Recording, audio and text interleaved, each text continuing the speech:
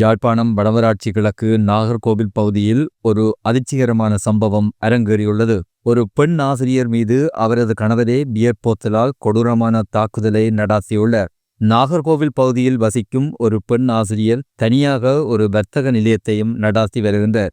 திடீரென்று அந்த வர்த்தக நிலையத்துக்குள் நுழைந்த அவரது கணவர் ஆசிரியர் மீது கடுமையான தாக்குதலை நடாத்தியதுடன் கையில் வைத்திருந்த பியர் போத்தலை உடைத்து அவரது தலை, வயிறு மற்றும் நெஞ்சு பகுதிகளில் சரமாரியாக குத்தியுள்ளார். படுகாயமடைந்த அந்த பெண் தற்பொழுது பருத்தித்துறை ஆதார வைத்தியசாலையில் அனுமதிக்கப்பட்டு தீவிர சிகிச்சை பெற்று வருகின்றார். தாக்குதல் நடத்திய கணவர் தலைமறைவாகியுள்ள நிலையில் போலீசார் அவரை தீவிரமாக தேடி வருகின்றனர். அடுத்ததாக பார்ப்போர் நெஞ்சை பதற வைக்கும் ஒரு செய்தி. வாழ்வாதாரத்துக்காக போராடும் முன்னாள் பெண் போராளியொருவர் நுண்ணிதி கடனில் சிக்கி தனது சிறுநீரகத்தையே விற்றுள்ள அவலம் மன்னாரில் வெளிச்சத்துக்கு வந்துள்ளது.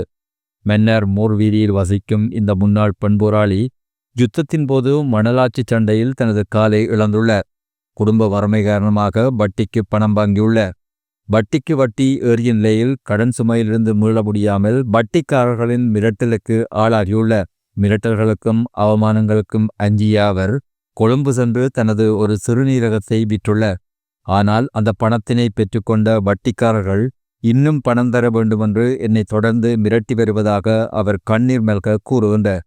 தன்னைப் போல் பல பெண்கள் இந்த பகுதியில் பாதிக்கப்பட்டுள்ளதாகவும் தங்களுக்கு உரிய பாதுகாப்பு வழங்கப்பட வேண்டுமென்றும் அவர் ஊடகங்கள் வாயிலாக கோரிக்கை விடுத்துள்ளார். வாழ்க்கை போராட்டத்திற்கும் வன்முறைக்கும் இடையிலான இந்த சம்பவம் சமூகத்தில் பெரும் அதிர்வலைகளை ஏற்படுத்தியுள்ளது. இதுபோன்ற செய்திகளை உடனுக்குடன் தெரிந்து கொள்ள எமது சேனலை சப்ஸ்கிரைப் செய்யுங்கள்.